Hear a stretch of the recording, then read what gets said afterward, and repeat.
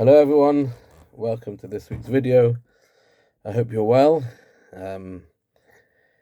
Actually, Friday, if you're watching this on Friday, today is the first yacht site of Helena Chait, and I feel she was such an integral part of the community that I'd like to mention it and take the opportunity to wish all the family Chaim Aruchim. This week's Edra is Yisro. Yisro was Moshe Rabbeinu's father-in-law. And after they came out of Egypt and they crossed the Yam Suf, the Red Sea, this week we read how they received the Torah at Sinai.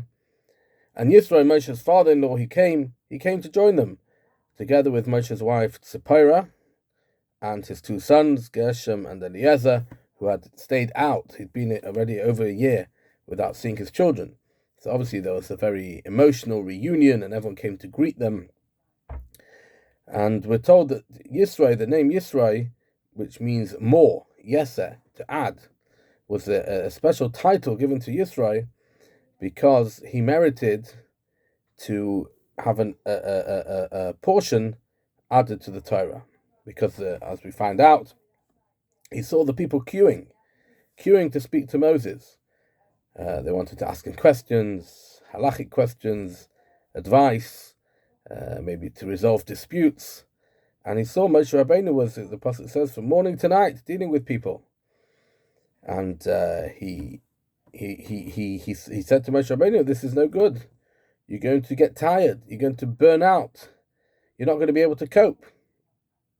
So he said, you should now choose from the people good men and make a system, a legal system, where you're going to have people in charge of 10, and people in charge of 100, and people in charge of 1,000 and 10,000. And then you'll only have to deal a hierarchical system. You're only going to have to deal with the top level questions. That way you'll be able to survive. It'll be better for you, and it'll be better for the people. But it's interesting that when Rashi tells us that he got this portion added to the Torah, Rashi says the portion for Atos Sechazeh, which is the beginning of the solution.